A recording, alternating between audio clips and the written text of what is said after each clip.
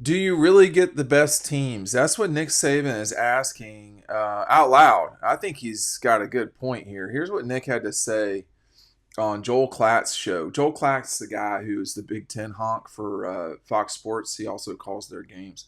He said, all we do, Nick, this is Nick, he says, all we do is take the teams that win the most games at the end of the year, put them into the playoffs, and put them into the playoffs. But do you really get the best teams? When they told me that we would be favored against three of the four teams that got in the playoff, I'm like, why aren't we in the playoffs? Hey, pick up Double Dogs today. If you do so, you're going to get our 2023 preview. Why wasn't Alabama in the playoff, Matt?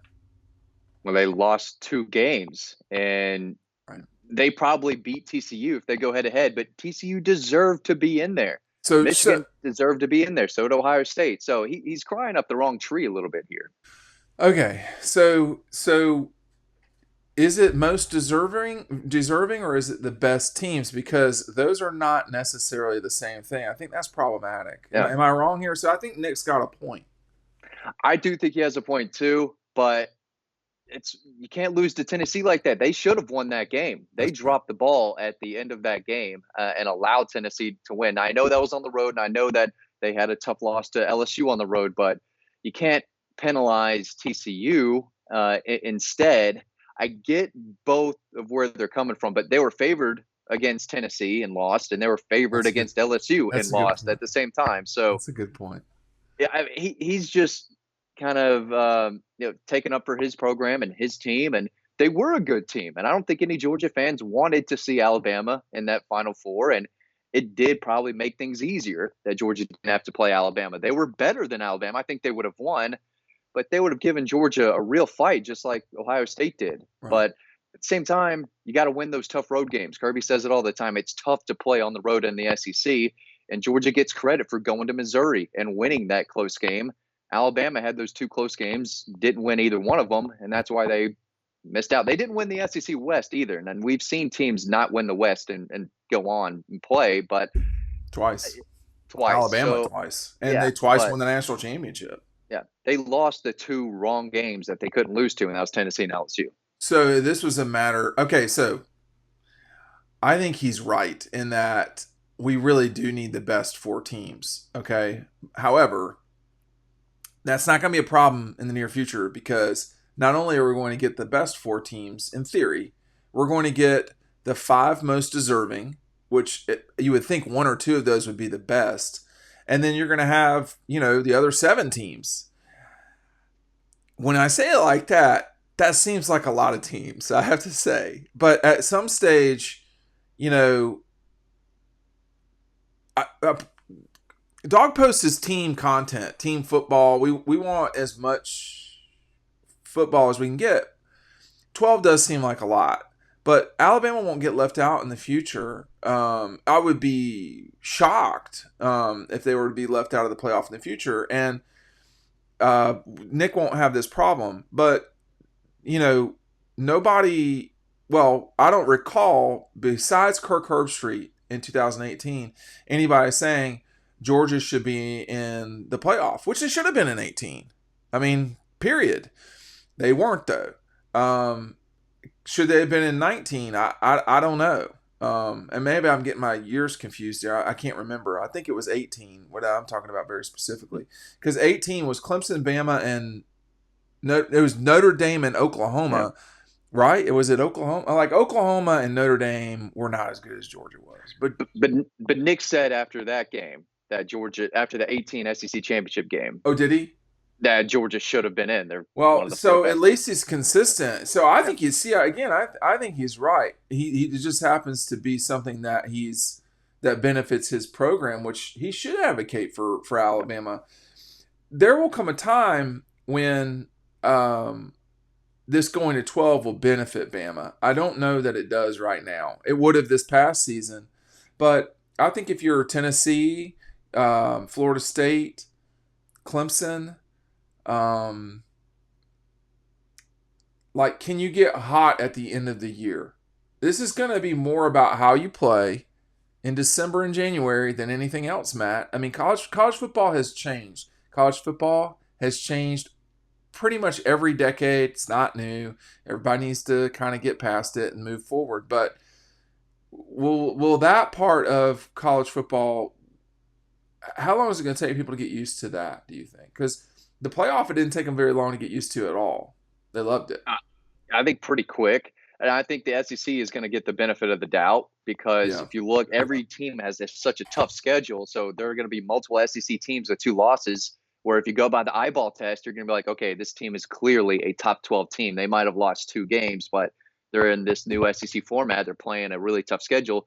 They're going to get in. So I have a hard time, like you said, imagining Georgia and Alabama ever being left out of a top, 12, even with 2 losses. But this upcoming year, now more than ever, you got to win games. Every loss means it is huge, and it might not necessarily be that way in 24 and beyond. was But he in was he? 23, you got to win your games. But was he complaining about the Big Ten there, or was he complaining about the system?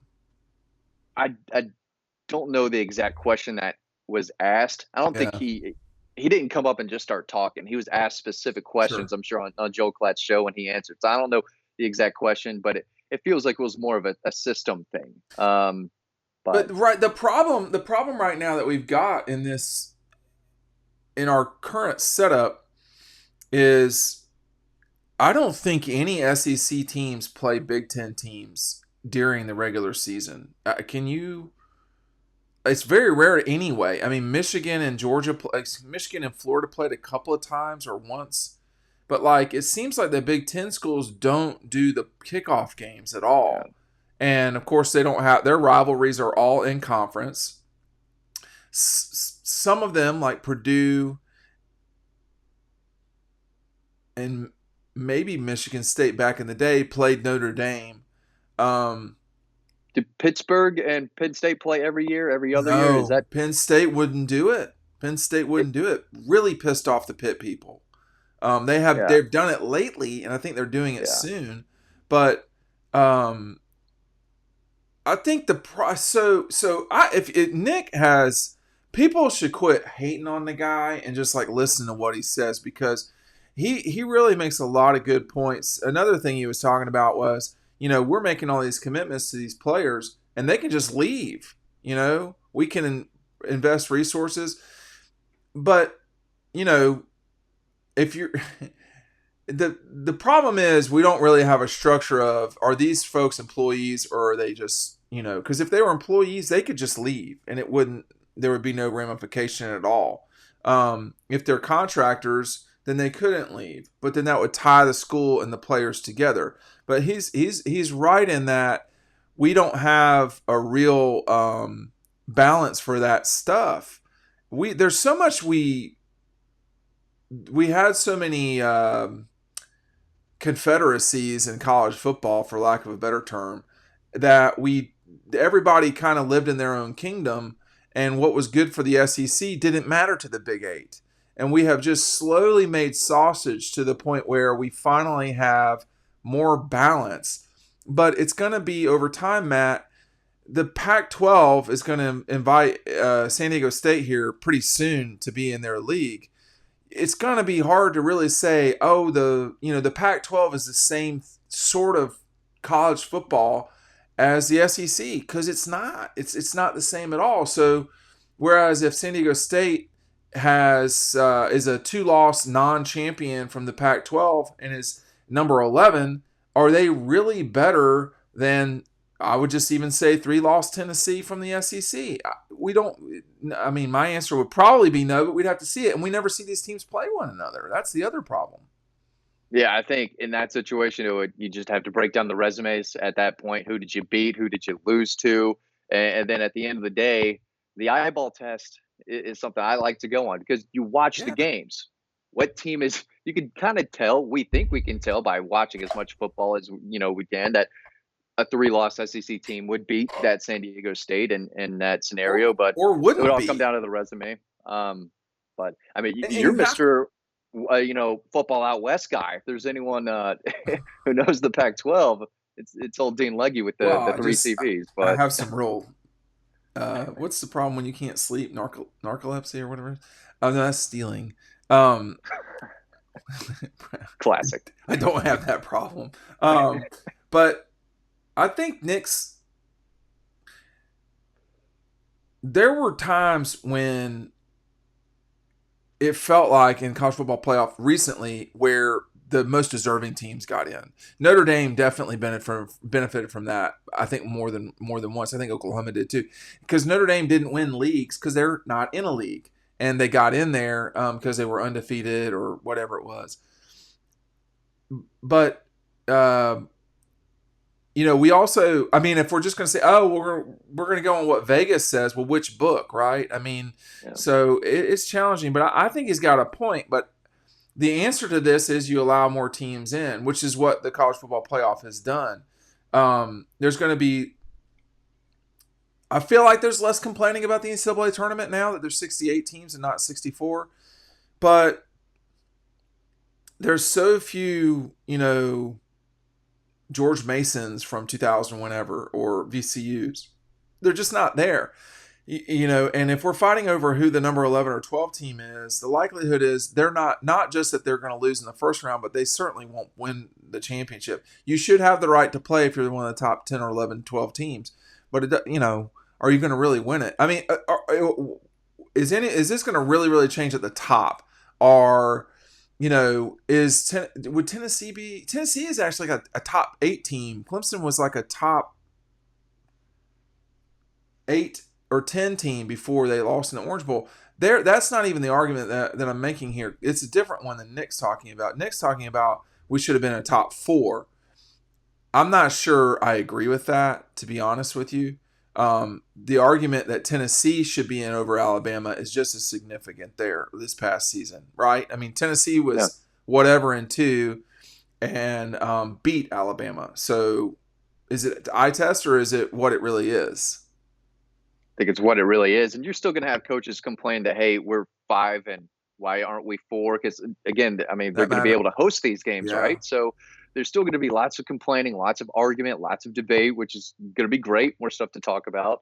But like you said, yeah, you're right. Basically, I lost my train of thought for a second. It is hard to, without these teams playing, like this isn't Wimbledon where everybody's playing everybody all around the world and we have sort of understanding. These teams are still segmented and all over the place until we start seeing, for instance, Georgia and Ohio State kicking off the season.